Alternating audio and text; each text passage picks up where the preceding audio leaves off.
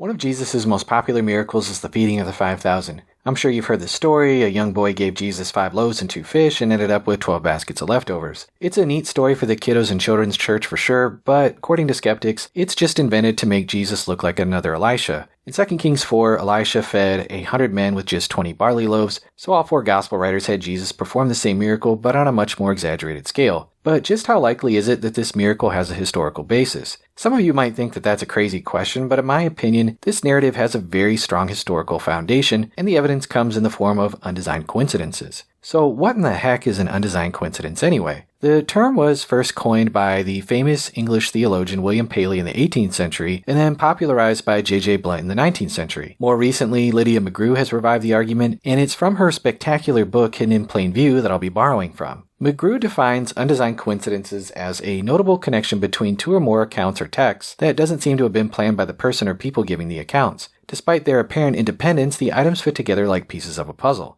These are hard to fake and even more likely to come about by pure chance in fictional or manipulated stories. Fictions and forgeries don't normally converge, or when they do, it's in a very obvious way that is meant to be noticed by the reader. Undesigned coincidences are what we would expect to find in real accounts of the same event told by different people who knew what they were talking about, and when taken cumulatively, they make a very strong case for the reliability of the Gospels. There are dozens of undesigned coincidences in the New Testament, with several of them clustered in the feeding of the 5,000. We'll look at some examples and then discuss some common objections at the end, so be sure to stick around. So where did the feeding of the 5,000 happen? We're going to start in Matthew 11:21, and it reads, "Woe to you, Chorazin! Woe to you, Bethsaida! For if the mighty works done in you had been done in Tyre and Sidon, they would have repented long ago in sackcloth and ashes." Now, this might seem like an odd place to start. In this passage, Jesus rebukes Chorazin and Bethsaida for failing to respond to his miracles. But what mighty works is he referring to? Nothing that Matthew has reported up to this point has given us any clue. For the answer, we're going to need to turn to John. John 6:5 reads, "Jesus said to Philip, 'Where are we to buy bread so that these people may eat?'" Now, think about this for just a second. If you had to invent a gospel story, would Philip really be your go-to guy? He's barely mentioned in the Gospels. Peter is featured prominently in all 4 Gospels, with James and John not far behind, and we know that Judas kept the money bag, and I think we'd also assume that Matthew the tax collector would be pretty good with money too. One thing John does tell us in an unrelated passage is that Philip is from Bethsaida. But what is so significant about that? To put the pieces of the puzzle together, we're going to keep looking. Luke gives us the actual location of the feeding of the 5,000. Luke 9:10 through 11 reads, "On their return, then the apostles told them all that they had done. And he took them and withdrew to a town called Bethsaida. When the crowds heard it, they followed him, and he welcomed them and spoke to them of the kingdom of God and cured those who had need of healing."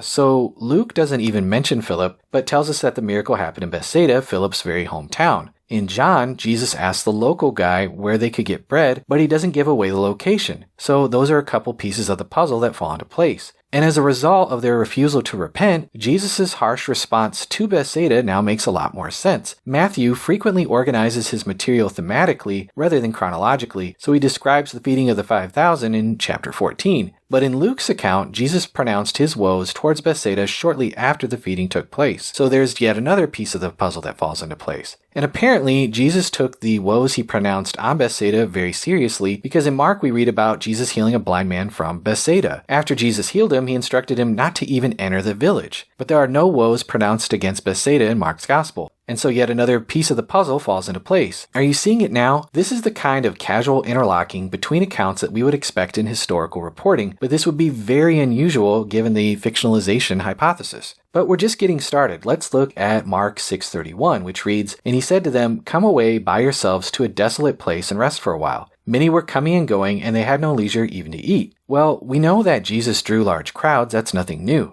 But Mark casually leaves hanging a question about why many people were coming and going. What's the deal with all the hustle and bustle? We find out when we turn to John 6:4. It reads, "Now the Passover, the feast of the Jews, was at hand. At Passover, pilgrims would flock on the roads in huge numbers."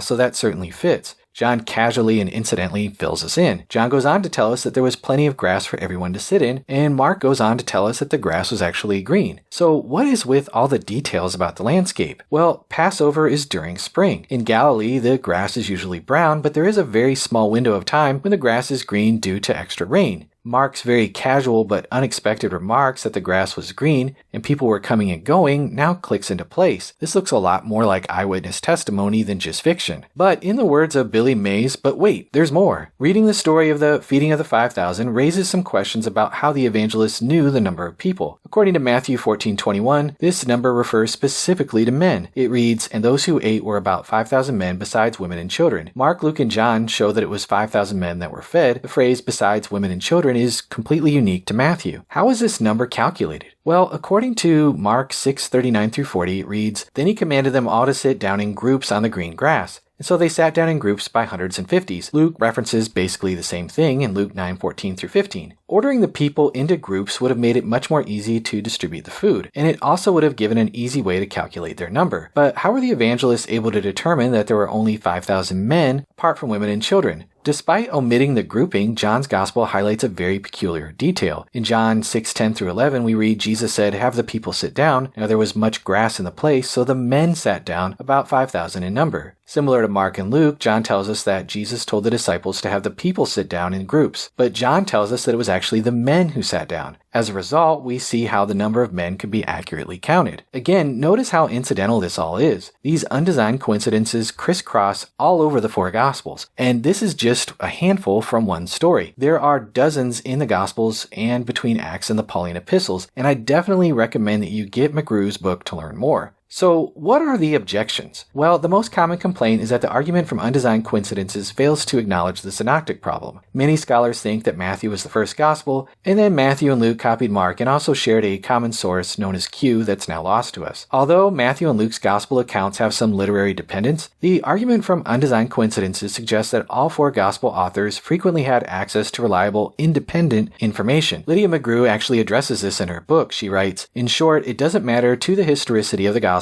whether, for example, Mark was written first and Matthew and Luke got some of their material from Mark. Even if that is true, it doesn't mean that Matthew and Luke developed from Mark in an evolutionary fashion, or that Matthew and Luke did not have reliable, independent information of their own. Moreover, as I note in several passages, some of that independent information appears precisely at these points where Matthew and Luke seem in many respects similar to Mark. The synoptic problem, nor Mark and priority are really an issue here. So let's look at another objection. Couldn't these be explained by gospel writers incompletely copying from a common source that contained both parts of the coincidence? Well, in short, no. No independent evidence exists for such a source. There is a whole lot more that I could say here, but this special source theory seems to be invoked simply to dodge the more obvious explanation. Well, what about oral tradition? Could that explain undesigned coincidences? Well, let's look again at the example of Philip. Could you possibly say that Christians across geographical areas were aware that Philip came from Bethsaida? John was writing in Asia Minor, miles away. It's doubtful they would have known, and although it's possible, I don't think it's very likely. It seems like oral tradition doesn't help us out very much. Most of these details are very casual and incidental, not something that would have been the focus of memorization. The other applies to offer alternate conjectures that explain undesigned coincidences away one at a time. But the claim being made here isn't that no possible alternative explanations exist. The point is that the existence of undesigned coincidences is much more plausible and probable on the historicity hypothesis rather on the fictionalization hypothesis. While some undesigned coincidences are more powerful than others, they have a cumulative weight when taken together, and it takes a lot more work to multiply explanations, and McGrew's book contains over 24 just from the Gospels alone. After a while, it just becomes an exercise in mental gymnastics in order to save the skeptical hypothesis when a much simpler and less ad hoc explanation is already available. So in conclusion, the feeding of the 5,000 is more than just a fun story you heard in children's church. It has a very strong historical basis. I definitely recommend taking the time to learn more about undesigned coincidences because they're evidence within your own Bible that's very easy to bookmark, highlight, and share with others.